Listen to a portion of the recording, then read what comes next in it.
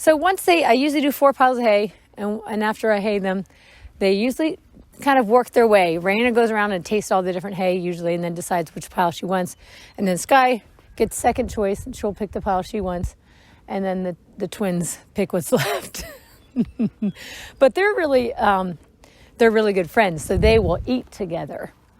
And that's one of my favorite things, is they'll eat with their noses touching nose to nose. It is the coolest thing. So RaeAna's out eating some grass. This green grass in the corral that's sprouting up is all Bermuda. It's really great grass. They just keep it eaten down because they're in here in the daytime, and we let them out in the pasture at night. So anyways, I got to play with my horses yesterday, and that was super awesomeness. I got a little bit of time with each horse. They all got a good grooming. Jennifer helped me, and then I did some carting I didn't put her on a cart, but I did some ground driving with RaeAna, and then pulled a cart beside her, getting her used to that, hoping that someday she'll pull a cart, and we'll see. I'm not going to rush her into it. And then I got to do some little work with Zell. We just did some leading practice out in the pasture. And I realized that they taught her how to lead, as far as like, she knows how, when she has a halter and leader upon, how to come off of the pressure. But when she walks just like this.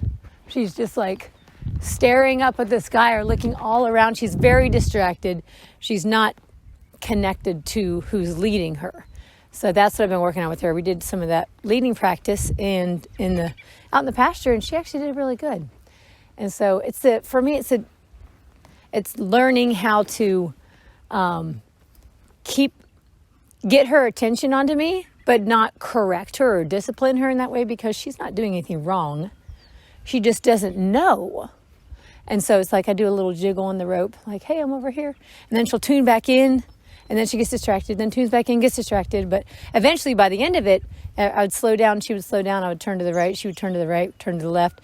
She'd come with me. It would be like a with me thing. So I don't want, when I put a halter on my horses, I don't want to drag them around, and I don't want them dragging me around. I want us to kind of move together like a team.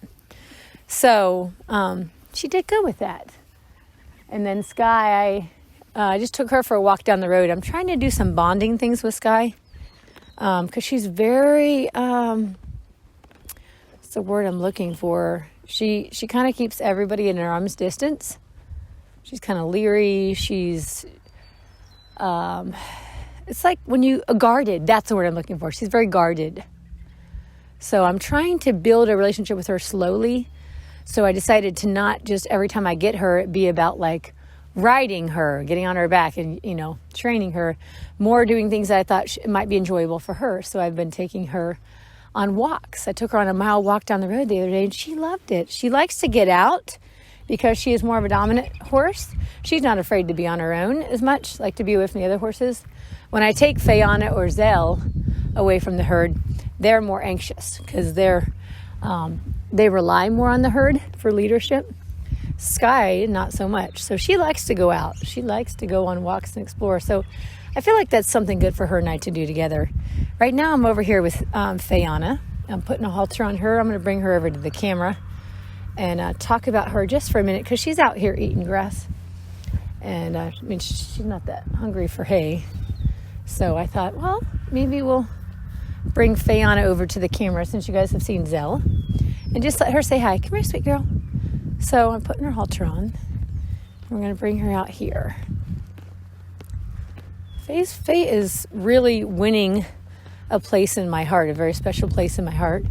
She's very sweet. She's very sweet. She's very sensitive. And honestly, I'm really always impressed with her ability to learn new things, even though she's older horse. And she's got a pretty traumatic background. I got her from the adoption center in Colorado, and she had been brought in there for neglect. She was, hey, you want any of this hay? Okay. Here she is coming up to the camera. See if I can get her a little closer. You want to say hi for a minute? Just a minute. Where's it, girl? Come a little bit more, maybe? She said, I don't know about that. What do you want me to do? Come here just a second. Come here. There we go. Just a little bit more. Just a little bit more. Here's the camera right here. Here, can you say hi? Here, good girl. So, I adopted her in Colorado, and she was, I think, 12 at the time, or they thought she was 12. She might have been a little bit older, like 14. But anyways, when she was brought in, she had been at the adoption center for a year. And when she was brought into the center, they said that she was, you can have some hay if you'd like while I'm talking. Go ahead. There's some hay on the ground by the camera. When she was brought in, she had been being kept in like a round pen, the small area with like 3 studs. So she came into the adoption center pregnant and had a little baby foal at her side. And they think that she's probably had at least like, I think in the herd, that there was like a herd outside of there. And they said for sure like 5 of those were her babies, but probably more. Anyways, she's been way overbred, way neglected, abused probably. She was very fearful when I got her. She jumped and I couldn't catch her. I couldn't touch her. I couldn't get near her. It's been a journey. I couldn't trim her feet. She was terrified of her right hind.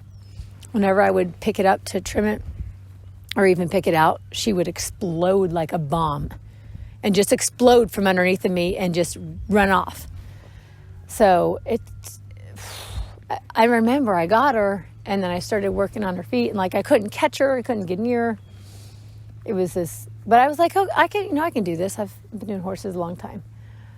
But then felt like the first month I had her, I was realizing, oh my God, I'm in over my head. I contacted RaeAna, my mentor, and I was like, I don't know what to do. I can't pick out her hooves. I can't trim her feet. I can hardly catch her. So she gave me some ideas of working with different rope work that Buck Brannaman does to start working with her feet. And I started doing it every day. And so I've had her, it'll be this June or July. This July, I think it'll be 5 years. And she's really become one of my favorites because she's very kind. She has a huge heart, but she's also very sensitive still. And like, she wants to do the right thing, but she's also the pony that and I mean, this goes for horses too, but like if I try harder to get her to do something, it just makes it worse. So I really have to bring patience and softness and a really clear understanding of what I'm trying to get done. And then I have to allow her to figure it out. Like adding more pressure to the situation, she will just flat out leave me, which is the cool thing that really has drawn her to me, is that she's taught me that it makes it worse if I just up the ante. If I just up the pressure, if I just like, okay, let me get in here, really get this done, it makes it worse. She would just, now you're like a monster, I'm afraid of you. And so she would just not want to be in my presence. I would be very scary to her. So I had to learn how to be this, hello, Zell. Zell's here, guys, see her in the camera. Came up behind me and put her nose on my back pocket. Hello, babies, I love you.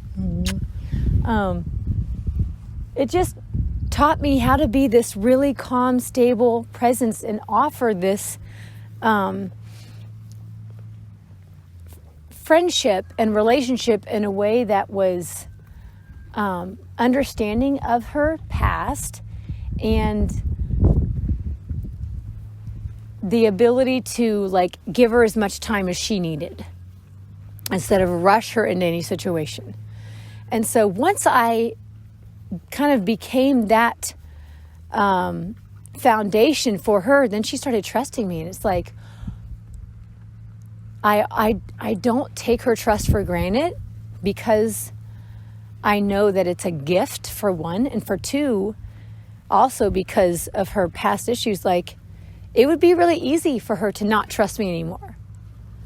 So I try to really respect that she has given me her trust. And so whenever I work with her, and I was even talking with Jennifer about this the other day, like, she's very sensitive to people being in her space. And she allows me in her space. Now, in fact, she seeks me out, and I love it. It's like this beautiful gift. I'll come in the corral, and she'll just walk over to me on her own and sniff me. And then I'll pet her, and if I just sit here hanging out in the corral, she'll come over and like take a nap right by me. That is the biggest gift that she can ever give me, because before, any human's presence was very threatening to her. She would go as far away as she could get from you. If I came in the corral, she would run to the farthest corner away. So for her to seek my presence out is this amazing gift, and it's her way of telling me she feels safe with me and she trusts me. So I don't ever want to ruin that. So I'm really careful when I'm with her to try to not stand in her face or too close to her face, because she's very protective of her face, and that she feels very claustrophobic. And, I hear people talk about like having a bigger personal bubble and feeling like they don't like when people hug them or touch them. It feels very intrusive. And I don't understand that, because I'm a very physical person. I love hugging. I love physical touch. Like, that's always been, and I'm just kind of boisterous and loud anyways. Anybody that knows me is like, yeah, that's you. So I've never quite understood that. Never been very aware of my body as much until I got her. So she's taught me this beautiful thing. I'm like, oh, wow, now I understand when people talk about, like, I don't really like to hug, or I don't really like people to touch me. Like, I have a big personal space. Like, I'm able to respect people better because of her, what she's taught me. Before, I'd be just like, why? I didn't understand. And now I'm like, oh, yeah, I get it. Like, Faye's like that. And I've not been like, well, Faye, you have to get over it. I'm like, no, this is how Faye is. And so